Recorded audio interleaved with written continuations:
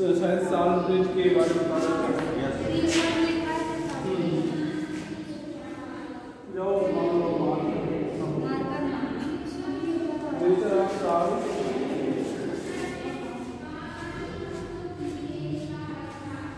Used in salt bridge.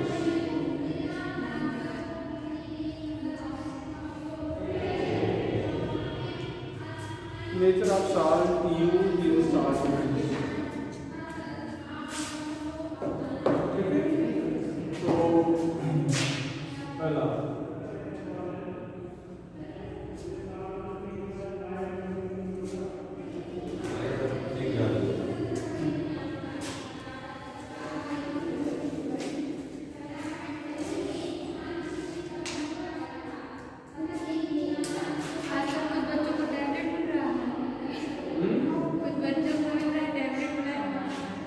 ऐसा कैसे?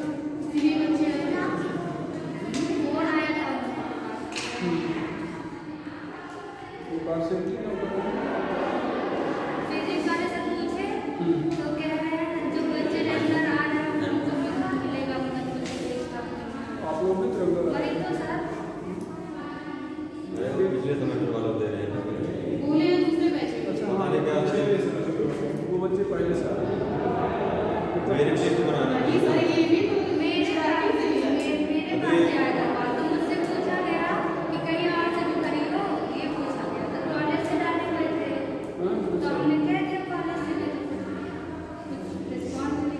College वालों को नहीं मिला,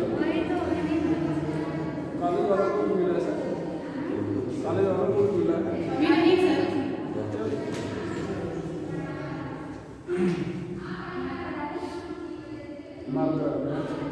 पहले तुम लोग पढ़ाई करो, टैबलेट के लिए पढ़ाई ना, जब पढ़ाई हो जाएगी सक्सेस हो जाओगे तो टैबलेट पे बहुत सारे चीज़ें हो जाएंगे। ठीक बेटा, तो salt of salt bridge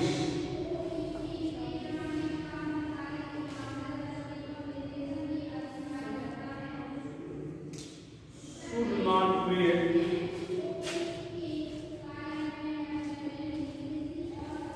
with electrolyte of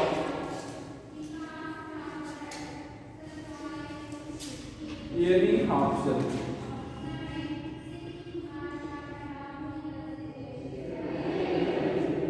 इसका सब्सट्रैक्ट मानेगा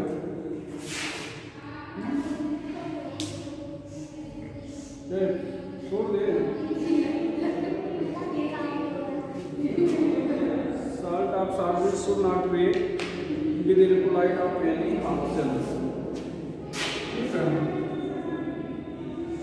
तो जो साल्ट ब्रिज का साल्ट है उसको किसी भी हाफ सेल से इलेक्ट्रोलाइट से रिएक्ट नहीं करना चाहिए। रिएक्ट नहीं करना चाहिए मतलब प्रेसिपिटेट नहीं बनाना चाहिए। ठीक है, और दूसरा पॉइंट है कि क्या बताने वाले थे, दूसरा पॉइंट है हाँ side of cation and anion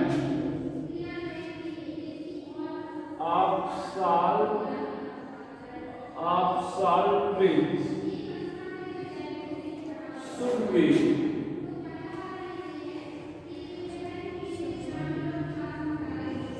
nearly same so that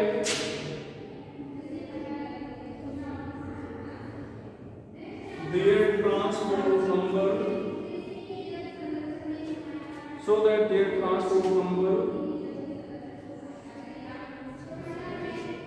or ionic mobility be same। आपसे पूछा जाता है कि जो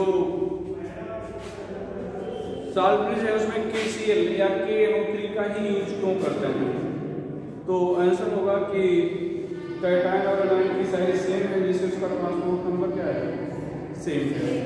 ट्रांसपोर्ट नंबर क्या है, सेम है। ठीक है, नोट करके if salt of Ag plus Pl plus double plus is taken in any half cell, mostly electrode में, मोस्टली किसमें, ग्रुप में लिखा होगा किसी भी हाफ सेल में, लेकिन सही है कि इलेक्ट्रोड में, ठीक है। Then KCl should not be used.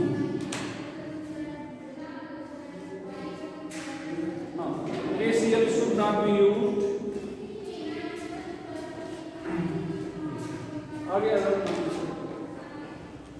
KCl should not be used in any half cell.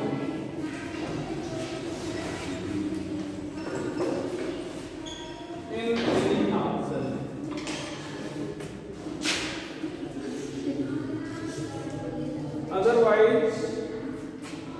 Otherwise precipitation of AgCl, TlCl and HgCl2 occur, and reaction will start. समझ गया? तो ध्यान रखो, यहाँ पर अगर किसी भी हाफ सेल में Ag प्लस Pl प्लस या Ag डबल प्लस का इलेक्ट्रोलाइट लिया गया है, तो आप साल्ट में KCl का यूज नहीं कर सकते। अगर करेंगे तो AgCl, PlCl और HgCl2 का प्रेसिपिटेट मिलेगा और रिएक्शन क्या हो जाएगी? रिएक्शन क्या हो जाएगी? रुक जाएगी। ठीक है, तो ये हो गया। तो आपको सेल के बारे में पढ़ा दिए, साल्ट के बारे में, ब्रिज के बारे में पढ़ा दिए, और साल्ट में जो साल्ट यूज करते हैं उनका नेचर क्या होना चाहिए इसके बारे में बता दिए। एक क्वेश्चन आपसे पूछा था कि salt bridge is remove, then what will happen? तो उसका आंसर होगा potential will drop at once and become zero. At once ध्यान रखिएगा, हाँ एट वंस नोट करके लिख लो।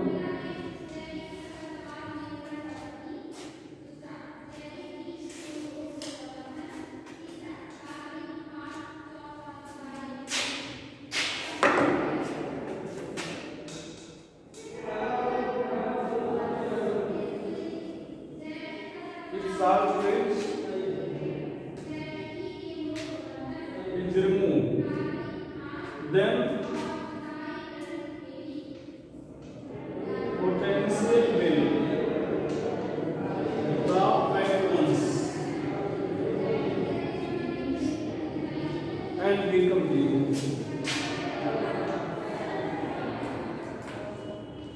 Potential will drop at once and become zero.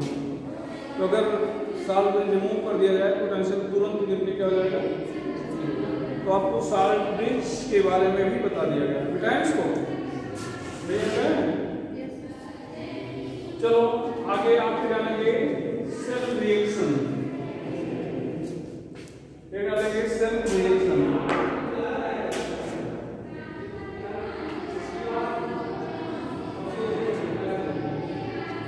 Cell reaction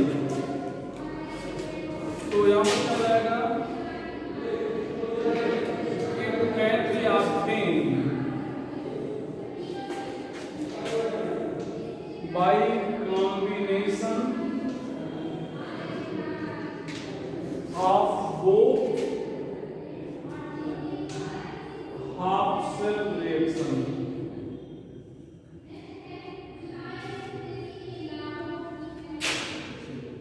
By multiplying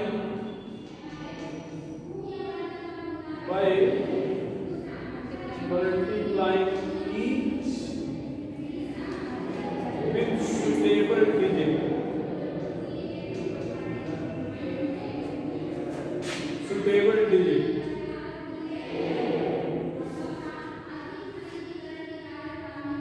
To cancel out the electron. Suitable digit to cancel out the electron. ठीक है, यहाँ पर हम लोग एग्जाम्पल में यहाँ पर आप ले रहे हैं जिंक डबल प्लस जिंक, यहाँ पर क्या ले रहे हैं zinc double plus 2 electron oxidation half cell reaction. यहाँ पर Cu डबल प्लस 2 इलेक्ट्रॉन, यहाँ पर क्या हो जाएगा Cu ये रिडक्शन हाफ सेल रिएक्शन हो गया।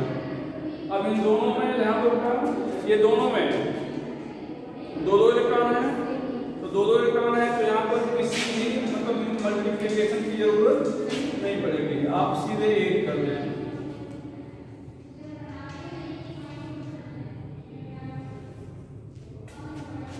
ये जाएगा सेल रिएक्शन, क्या हो जाएगा सेल रिएक्शन। एक दूसरा एग्जांपल ले लें,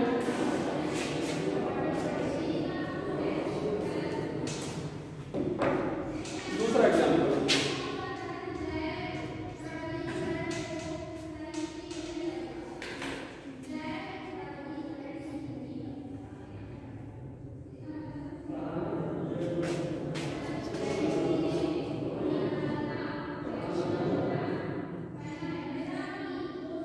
अब यहाँ पर एक इलेक्ट्रॉन है, यहाँ पर क्या है 2 इलेक्ट्रॉन है, इसको आप सुटेबल डिजिट 2 से मल्टीप्लाई कर दो, तो यहाँ पर क्या हो जाएगा जिंक प्लस 2 80 प्लस, यहाँ पर एक कैंसिल हो गया,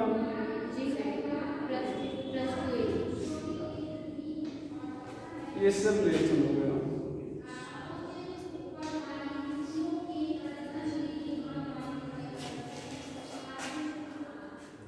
ठीक है,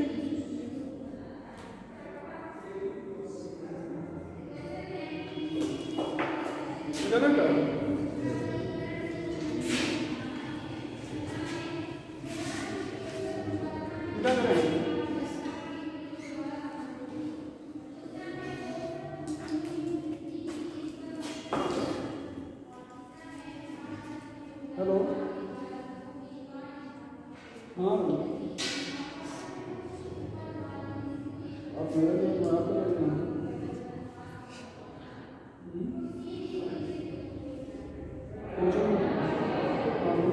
कोचिंग ले रहे हैं।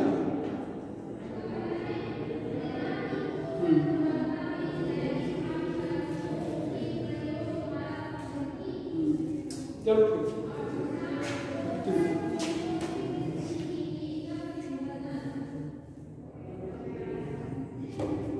ठीक है ना, तो रिप्रेजेंटेशन ऑप्शन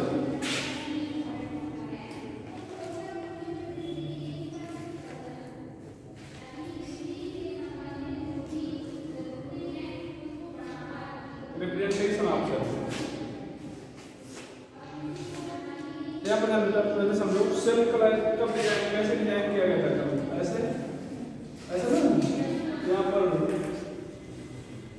ये आपने यहाँ पर क्या दिया था,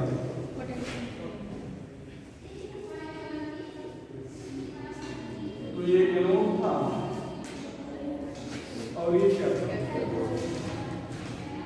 कैथोड, मतलब लेफ्ट हैंड साइड में एनोड और राइट हैंड साइड में cathode.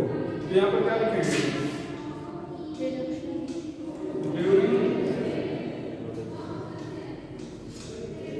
representation of cell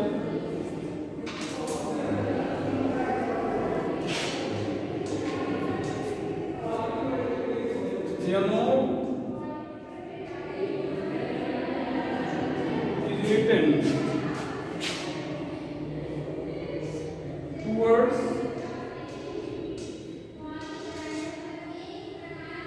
left hand side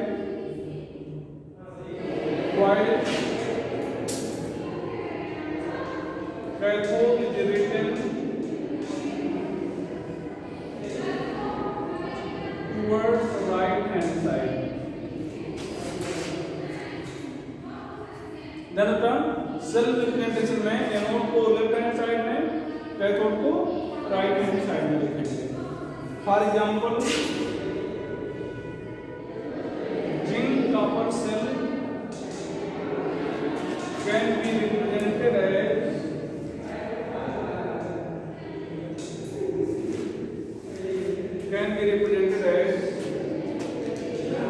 यहाँ पर ध्यान दो, zinc double plus Cu double plus Cu, यहाँ पर ध्यान रखा कंसंट्रेशन C1, यहाँ पर C2 लिख दे रहे हैं, ठीक है। अब ध्यान देना, ये मेटल आयन है, मेटल आयन है, दोनों के बीच में एक सिंगल वर्टिकल लाइन है। देखो ये ध्यान दो। तो जैसे यहाँ पर कल आप लोगों ने पढ़ा था कि जिंक है और ये जिंक डबल प्लस में जा रहा है, ऐसे पढ़ा था। तो इसका मतलब ये जिंक रॉड है, ये सॉलिड है और ये एक्वस फेज में आ गया यहाँ पर। तो यहाँ तक ये सॉलिड फेज में था और यहाँ पर तुरंत क्या आ गया, एक्वस फेज में। तो ये जो सिंगल वर्टिकल लाइन है, जैसे देखो ये ऐसे अगर कर दिया जाए तो ये जिंक रॉड हो गया, है नहीं? और इसकी तुरंत बाद क्या है, जिंक डबल प्लस एक्वस है। तो इसका मतलब सिंगल वर्टिकल लाइन उस पॉइंट को इंडिकेट करती है जहां पर दो डिफरेंट फेज कांटेक्ट में होते हैं। लिख लेंगे single vertical line in between metal and metal ion, single vertical line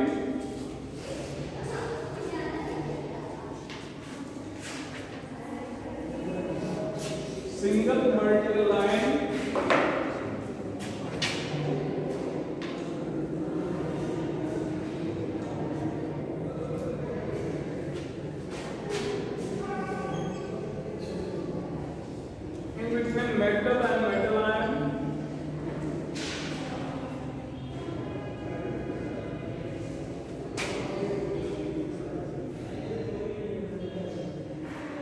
represent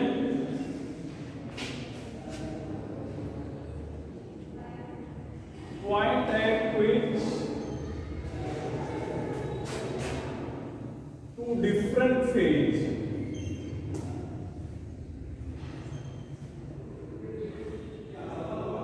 is in contact.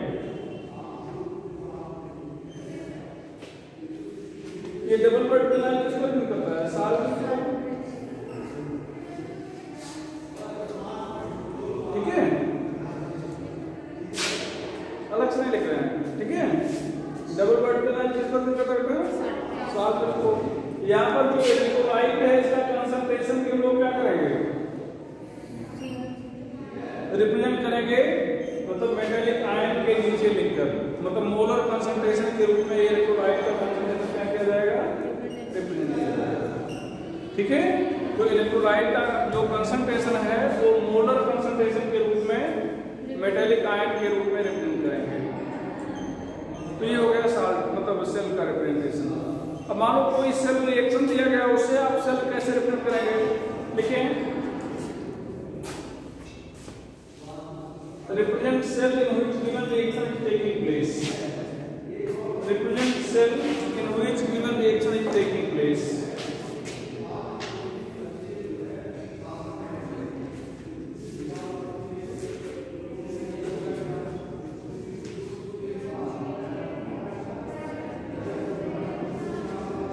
देखो बेटा, ये है represent cell in which given reaction is taking place. तो अब यहाँ पर ध्यान दो, ये किसका, जिंक का एनोड हो रहा है, मतलब रिएक्शन और ऑक्सीडेशन। मतलब जिंक किधर होना चाहिए, एनोड में, और सिल्वर का क्या हो रहा है, रिडक्शन, तो सिल्वर किधर होना चाहिए, कैथोड में, मतलब राइट हैंड साइड में। अब ध्यान देना, एक और चीज पे ध्यान रखना, यहाँ पर कितने सिल्वर हैं, दो, यहाँ पर दो नहीं लिखा जाएगा, यहाँ पर बैलेंस फॉर्म में नहीं लिखेंगे, ना। आपको ये पता चलना चाहिए कि हो क्या रहा है। तो हमें पता चल रहा है कि ये सिल्वर, यहाँ तक ये सिल्वर सॉलिड में था और इसके बाद ये तुरंत किस में आ गया, एक्वस में। यहाँ तक ये जिंक सॉलिड में था और इसके तुरंत बाद ये किस में आ गया, एक्वस में। तो यहाँ पर दो सिल्वर लिखेंगे तभी पता चलेगा, नहीं। तो रिएक्शन में हम बैलेंस फॉर्म में लिखते हैं, लेकिन सेल रिप्रेजेंटेशन में बैलेंस फॉर्म में नहीं लिखते, ठीक भैया, ये चीज होगा। तो ये हो गया। और यहाँ पर जो कंसंट्रेशन है C1 और यहाँ पर क्या लिखेंगे C2 लिखेंगे। चलो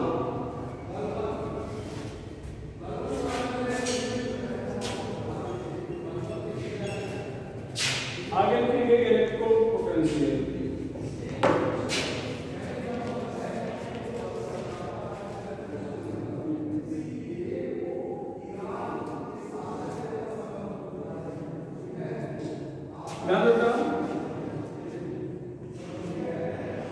एक मेटल रॉड लेते हैं,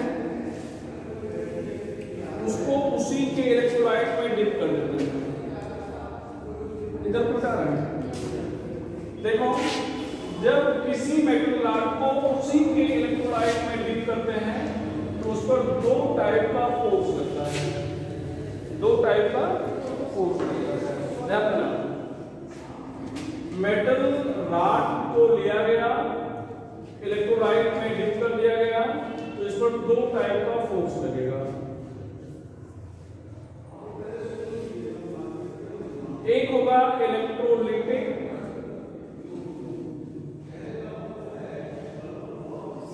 सॉल्यूशन प्रेशर और दूसरा होगा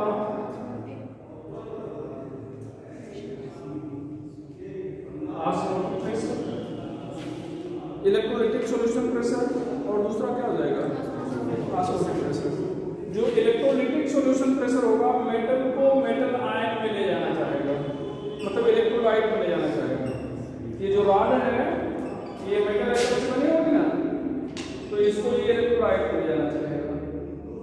और जो ऑस्मोटिक प्रेशर है, ऑस्मोटिक प्रेशर यहाँ से मेटल आयन को यहाँ पर ले जाना चाहेगा, तो रिड्यूस करना चाहेगा भैया। तो एक प्रेशर इसको ऑक्सीडाइज कर रहा है और दूसरा प्रेशर रिड्यूस कर रहा है। तो अगर इलेक्ट्रोलिटिक सॉल्यूशन प्रेशर होगा, मतलब दोनों अगर बराबर है तो इक्विलिब्रियम में, तब कुछ नहीं होगा। इलेक्ट्रोलिटिक सॉल्यूशन प्रेशर है तो नेट ऑक्सीडेशन होगा, ज्यादा है तो, और ऑस्मोटिक प्रेशर अगर ज्यादा है तो नेट रिडक्शन होगा। यहाँ पर जानते हैं, जैसे आपने जिंक लिया है, समझो यहाँ पर क्या लिया गया है जिंक, तो ये जिंक डबल प्लस में बदलेगा, इलेक्ट्रॉन को अपने ही छोड़ देगा। तो इलेक्ट्रॉन को अगर छोड़ देगा तो ये इलेक्ट्रॉन क्या हो गया नेगेटिवली चार्ज, इलेक्ट्रॉन क्या हो गया नेगेटिवली, ये रॉड क्या हो गया नेगेटिवली चार्ज, और इलेक्ट्रोलाइट क्या हो जाएगा पॉजिटिवली चार्ज। तो दोनों में अट्रैक्शन होगा, तो ये एक इलेक्ट्रिकल डबल लेयर बन जाएगी। क्या बन जाएगी, यहाँ पर नेट ऑक्सीडेशन हुआ है, इलेक्ट्रिकल डबल लेयर बन गई। इलेक्ट्रिकल डबल लेयर बनने से एक पोटेंशियल सेटअप होगा जिसको आप इलेक्ट्रो पोटेंशियल कहेंगे। मान लो यहाँ पर आपने कोई दूसरा रॉड लिया, सपोज करो कॉपर रॉड लिया है, क्या किया है कॉपर रॉड भैया, यहाँ पर कॉपर सल्फेट में डुबो रखा है, तो यहाँ पर कॉपर डबल प्लस यहाँ से निकलेंगे और यहाँ पर जाकर डिपोजिट हो जाएंगे। तो ये रॉड हो जाएगी पॉजिटिवली चार्ज, और ये पॉजिटिवली चार्ज रॉड इस सल्फेट डबल माइनस को अट्रैक्ट करेगी। क्या करेगी अट्रैक्ट करेगी। फिर एक इलेक्ट्रिकल डबल लेयर बनेगी, फिर पोटेंशियल सेटअप होगा, फिर इसको इलेक्ट्रो पोटेंशियल कहेंगे।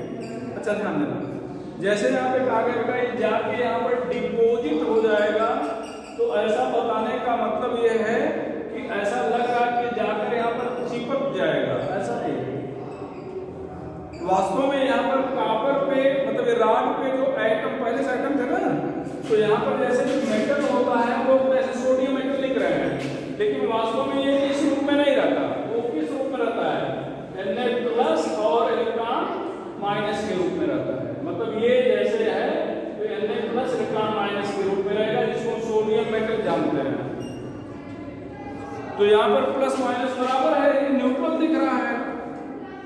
अब यहां से कॉपर गया और यहां पर जो इलेक्ट्रॉन था उस इलेक्ट्रॉन को ले लिया, जैसे यहाँ पर किस रूप में रहा होगा ये Cu++ और इलेक्ट्रॉन के रूप में रहा होगा ना, ऐसे रहा होगा, तो इसको हम न्यूट्रल बोल रहे हैं। ये कॉपर यहाँ वाला गया, इसको ले लिया इलेक्ट्रॉन को, तो अब ये किस में बदल गया कॉपर में, किस में बदल गया कॉपर में, और इसको किस में बदल दिया कॉपर डबल प्लस में। तो वास्तव में ये copper double plus as it is यहाँ पे नहीं दिख रहा है, किसमें? कॉपर में। यहाँ पे जो कॉपर रहा होगा उसको बदल दिया किसमें? कॉपर डबल प्लस में। किसमें बदल दिया?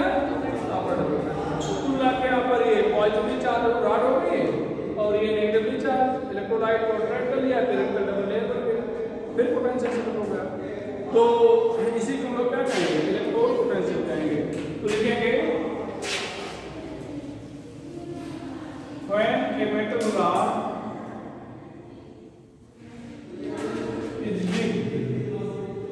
dipped in its own electrolyte,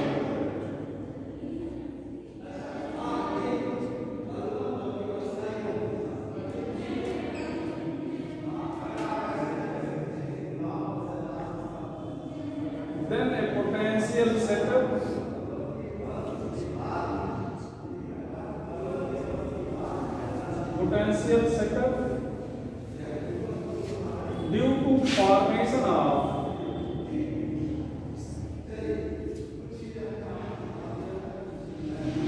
electrical double layer known as electrode potential.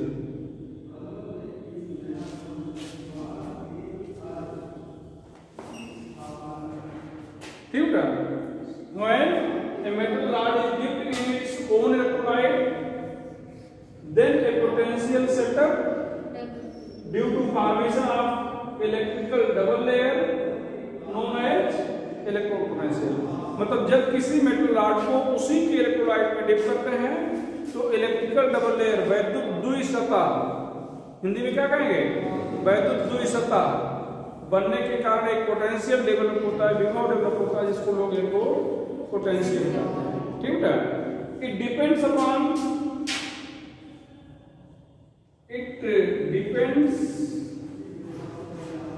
Upon बोलो पहला नेचर ऑफ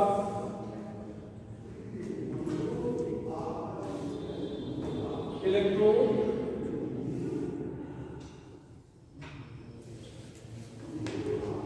concentration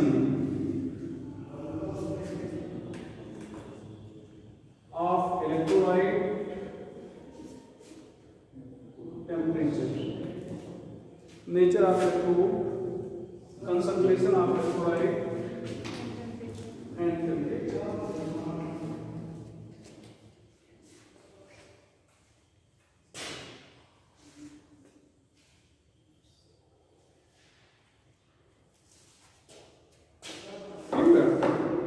अच्छा, यहाँ पर है इधर देखो, ये तीन फैक्टर पर डिपेंड करेगा। नेचर ऑफ इलेक्ट्रोड पर डिपेंड करेगा, कंसंट्रेशन ऑफ इलेक्ट्रोलाइट और टेम्परेचर पर। अब ध्यान देना, अगर यहाँ पर हम लोग जो मेटल रॉड को डिप किए हैं, यहाँ पर 1 m कंसंट्रेशन ले लें और 25 डिग्री सेल्सियस टेम्परेचर ले लें, इसको स्टैंडर्ड कंडीशन बोलेंगे। ठीक है? तब जो पोटेंशियल सेटअप होगा उसको लोग क्या कहेंगे? Electrode potential, standard electrode potential. तो लिख लेंगे स्टैंडर्ड इलेक्ट्रोड पोटेंशियल। ठीक है?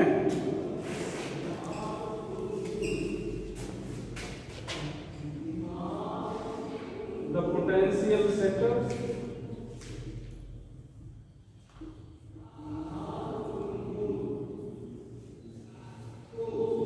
when a metal rod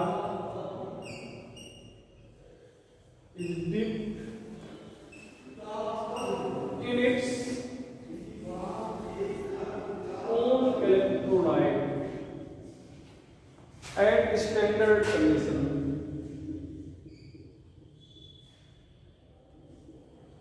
bracket में कंडीशन बता दो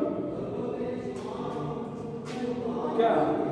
concentration 8 m, temperature 25 degrees Celsius.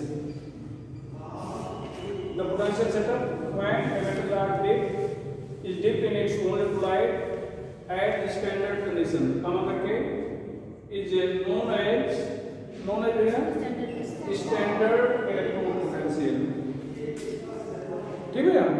तो अगर हम लोग स्टैंडर्ड कंडीशन में पोटेंशियल, अच्छा आप लोग जैसे नीट की तैयारी करो डेफिनेशन से रखना, ये भले डेफिनेशन नहीं रखना ना, आपको बस केवल पॉइंट रखने हैं, ठीक है। बस वही स्टैंडर्ड कंडीशन का आंसर होगा, स्टैंडर्ड रिपोर्ट पोटेंशियल हो गया, जो बोर्ड वाले बच्चे आप पूरा लिखना चाहे तो, ठीक है। तो the potential setup when metal are dip in its own electrolyte काम करके at standard condition is known as standard electrode potential, is known as standard electrode potential, ठीक है। तो उसको हम लोग स्टैंडर्ड इलेक्ट्रोड पोटेंशियल कहेंगे, बेटा ना। चलो आपको बता दिया इलेक्ट्रोड पोटेंशियल क्या है, स्टैंडर्ड इलेक्ट्रोड पोटेंशियल क्या है, इलेक्ट्रोड पोटेंशियल किन फैक्टर पर डिपेंड करेगा, वो चीजें क्या है, ठीक है। अच्छा अब देखिए बेटा, अब यहाँ पर काज ऑफ इलेक्ट्रोड पोटेंशियल, कारण क्या है, जो पहले आपको बता दिया, ठीक है। तो काज ऑफ इलेक्ट्रोड पोटेंशियल,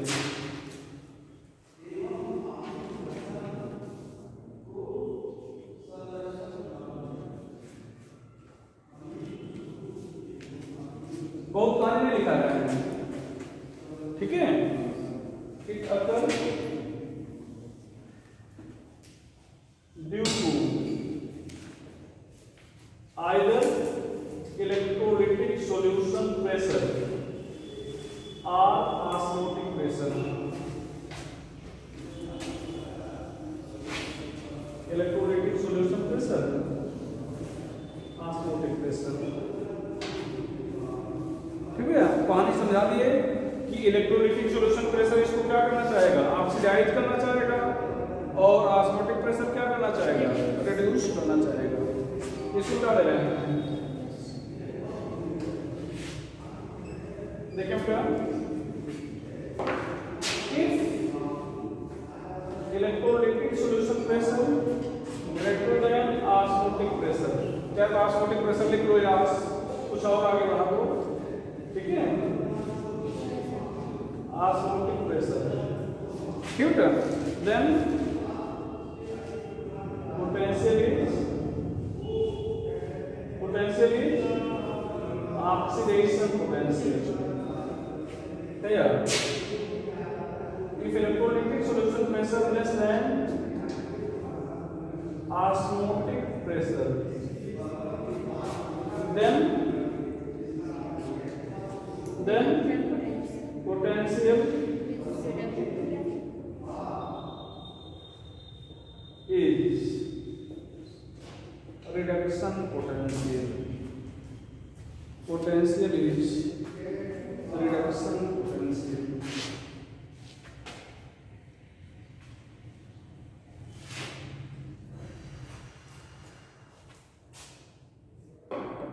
यहाँ पर एक और चीज बताने भैया, किसी भी एलिमेंट का या इलेक्ट्रोड का ऑक्सीडेशन पोटेंशियल और रिडक्शन पोटेंशियल दोनों मैग्नीट्यूड में सेम, साइन में अपोजिट होंगे, ठीक है। यहाँ पर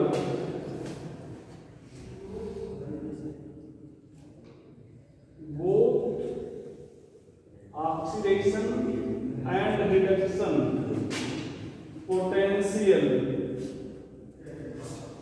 of any electrolyte, electrode, not electrolyte, electrode is same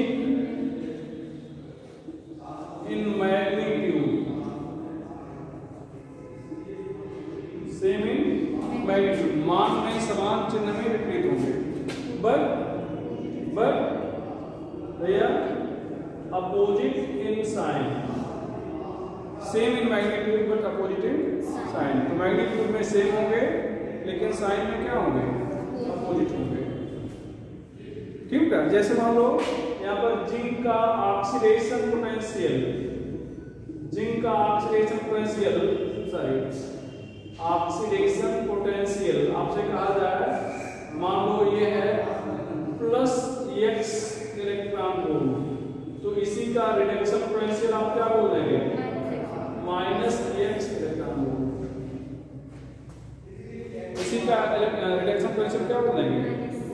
-Ex लिखा हूँ। तो किसी भी इलेक्ट्रोड का ऑक्सीडेशन पोटेंशियल और रिडक्शन पोटेंशियल मैग्नीट्यूड में सेम होगा, लेकिन साइन में क्या होगा, अपोजिट होगा। ये पॉइंट आप जानते रहेंगे, ठीक है। एक और चीज यहाँ पर ध्यान रखना, मिटा देना है। यहाँ पर ध्यान दो, इस पॉइंट को समझा रहे हैं, सीधे लिखा दे रहे हैं, मैथमेटिकली इसको हम प्रूव करेंगे। यहाँ पर ध्यान दो, ऑक्सीडेशन पोटेंशियल ये इनवर्सली प्रोपोर्शनल होगा कंसंट्रेशन के, और रिडक्शन पोटेंशियल डायरेक्टली प्रोपोर्शनल होगा कंसंट्रेशन के। ये ध्यान दो, ऑक्सीडेशन पोटेंशियल डायरेक्टली प्रोपोर्शनल होगा कंसंट्रेशन के, रिडक्शन पोटेंशियल इनवर्स, उल्टा बोल दिया, रिडक्शन डायरेक्टली होगा और ऑक्सीडेशन इनवर्सली होगा, ठीक है। ये चीज जानते रहेगा, मैथमेटिकली इसको हम क्वेश्चन करा के आपको दिखा देंगे, ठीक है। तो एक चीज, इलेक्ट्रोड पोटेंशियल क्यों सेटअप होता है, दो अपोजिंग फोर्स होते हैं, इलेक्ट्रोलाइटिक सॉल्यूशन प्रेशर और ऑस्मोटिक प्रेशर, दोनों के कारण होता है। इसमें एक जो इलेक्ट्रोलाइटिक सॉल्यूशन प्रेशर है, मेटल एटम को मेटल आयन में कन्वर्ट करना चाहेगा, और ऑस्मोटिक प्रेशर मेटल आयन को मेटल एटम में कन्वर्ट करना चाहेगा, मतलब रिड्यूस करना चाहेगा। अगर दोनों इक्विलिब्रियम में है तो कुछ नहीं होगा, दोनों में से कोई एक प्रेशर ज्यादा है तो फिर इलेक्ट्रिकल डबल लेयर बनेगी, पोटेंशियल सेटअप होगा, और उसको क्या कहेंगे बेटा, इलेक्ट्रोड पोटेंशियल कहेंगे। अभी इलेक्ट्रोड पोटेंशियल ऑक्सीडेशन हो सकता है, रिडक्शन हो सकता है। ऑक्सीडेशन पोटेंशियल कब होगा, जब इलेक्ट्रोलाइटिक सॉल्यूशन प्रेशर ज्यादा होगा। रिडक्शन कब होगा, जब ऑस्मोटिक प्रेशर ज्यादा होगा, ठीक है। तो ये हो जाएगा। इसके बाद बता दिए कि इस तरह से वैरी करेंगे, ठीक है। अच्छा, ये हो गया। अब हम आपको बता दें कि किसी सिंगल इलेक्ट्रोड का इलेक्ट्रोड पोटेंशियल आप डायरेक्टली डिटरमाइन नहीं कर पाएंगे। किसी सिंगल इलेक्ट्रोड का इलेक्ट्रोड पोटेंशियल आप डायरेक्टली डिटरमाइन नहीं कर पाएंगे। क्यों? क्योंकि सिंगल इलेक्ट्रोड पर या तो ऑक्सीडेशन होगा या तो रिडक्शन होगा, और ना तो ऑक्सीडेशन और ना तो रिडक्शन, दोनों में से कोई भी सिंगली पोषित नहीं कर सकता, अकेले पोषित नहीं कर सकता। ऑक्सीडेशन होने के लिए रिडक्शन होना चाहिए, रिडक्शन होने के लिए तो लिख देंगे electrode potential of single electrode, बिना किसी हेडिंग की वजह से एक लाइन से, electrode potential of single electrode can not be measured, can not be measured directly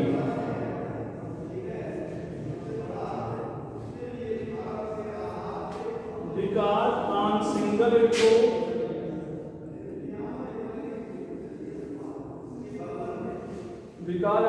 electrode either the oxidation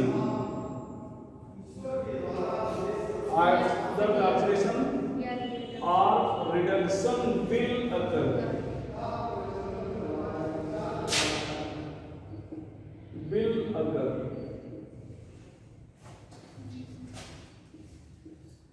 And none of them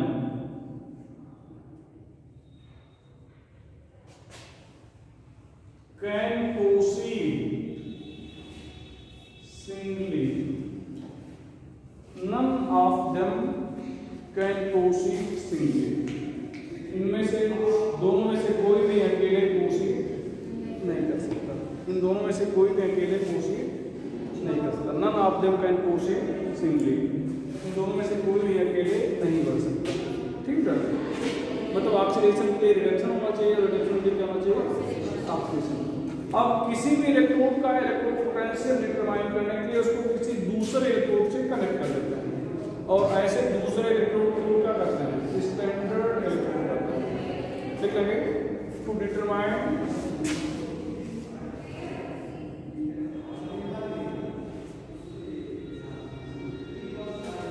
electrode potential of electrode. It is connected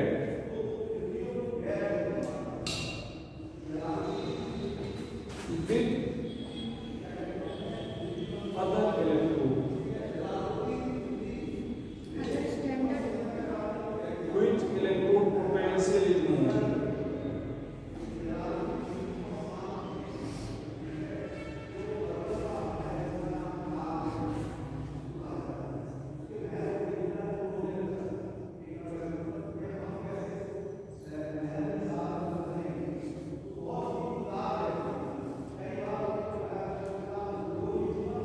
ठीक है, तो इसको हम लोग किसी और इलेक्ट्रोड से डिटरमाइन कर देते हैं जिसका इलेक्ट्रोड पोटेंशियल क्या हो, ज्ञात हो, और ऐसे इलेक्ट्रोड पोटेंशियल को लोग क्या कहेंगे, स्टैंडर्ड इलेक्ट्रोड कहेंगे।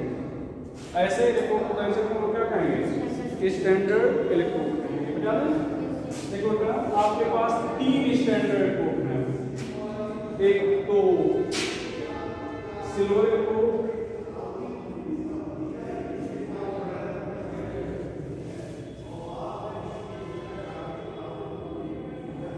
दूसरा कैलोमल इलेक्ट्रोड,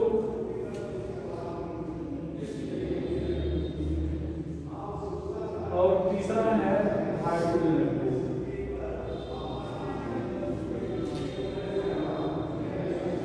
बल्कि बेटर होगा स्टैंडर्ड हाइड्रोजन इलेक्ट्रोड कहा जाए।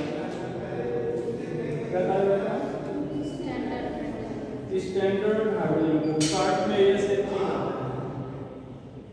क्या करते हैं, ये सब चीज स्टैंडर्ड हाइड्रोजन।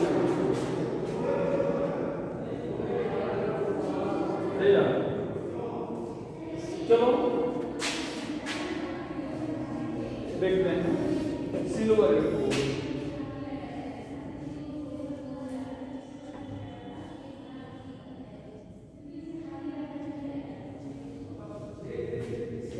रिप्रेजेंटेशन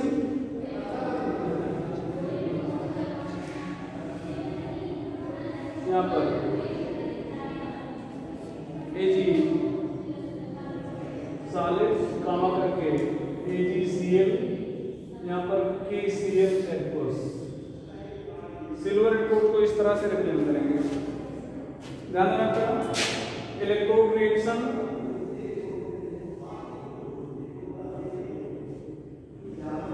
यहाँ पर AgCl plus electron Ag plus Cl minus हो जाएगा। ध्यान देना, पहले देखो जैसे AgCl है ना, तो Ag प्लस Cl माइनस कह सकते हो।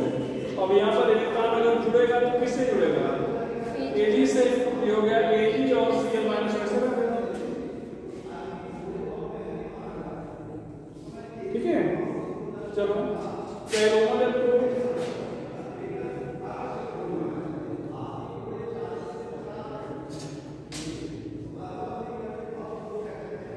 कैलोमल इलेक्ट्रोड, इसको HgCl कहते हैं। HgCl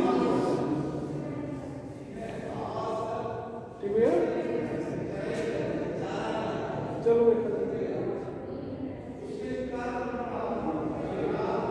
electrode Hg2Cl2, sorry not HgCl, Hg2Cl2 sorry. यहाँ पर रिप्रेजेंटेशन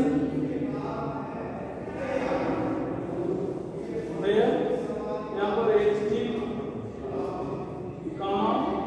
Hg2Cl2, यहाँ पर KCl aqueous.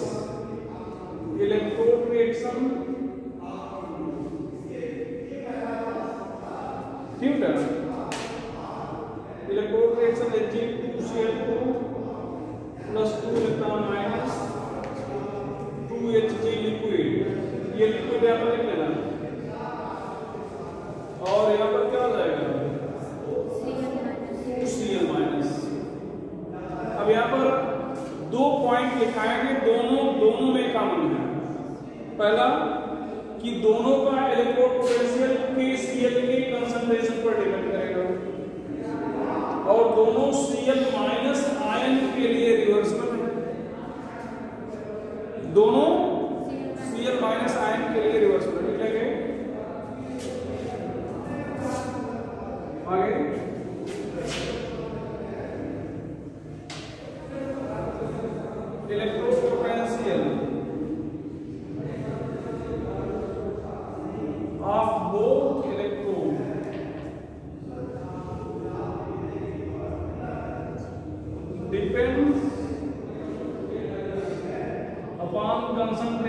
of Cl minus. Electrode potential of both electrode depends upon concentration of Cl minus. और वह दूसरा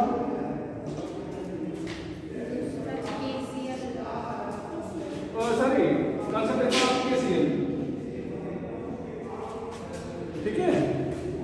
और दूसरा both electrode are reversible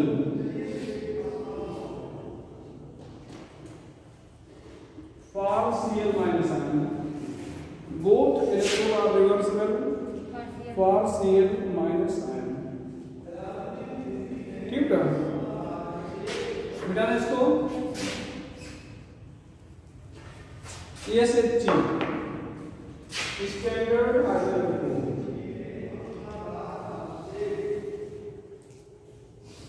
यहाँ पर देखें क्या, एक प्लेटिनम रॉड लेते हैं जिसको ग्लास फॉयल से कवर कर देते हैं।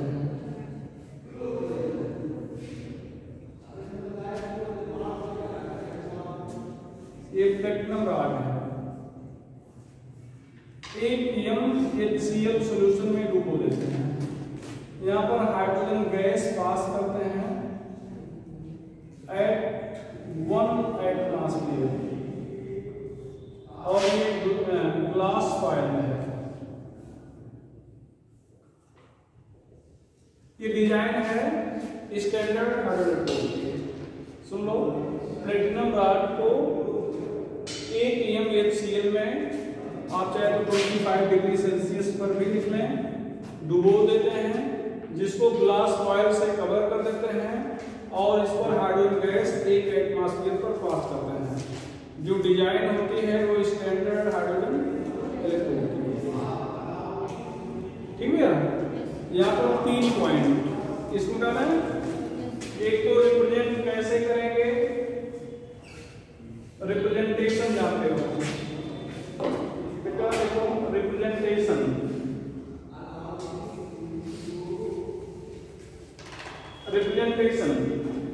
कैसे, यहाँ पर प्लेटिनम रॉड, यहाँ पर H2, यहाँ पर ब्रैकेट में 1 एटमॉस्फेयर पर आपने पास किया ये H प्लस, यहाँ पर 1m,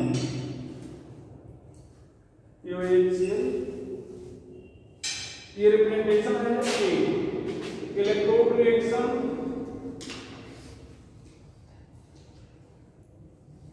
यहाँ पर H2 है, ये 2H प्लस 2 इलेक्ट्रॉन माइनस। और third electrode potential of hydrogen electrode 0। Electrode potential of hydrogen electrode 0। तो आज की कहानी पे खत्म करते हैं। नेक्स्ट हम लोग पढ़ेंगे स्टैंडर्ड इलेक्ट्रोकेमिकल सीरीज के बारे में और उससे जुड़ी हुई चीजों के बारे में। ठीक है, ठीक, इसको आप कर दो आगे फिर।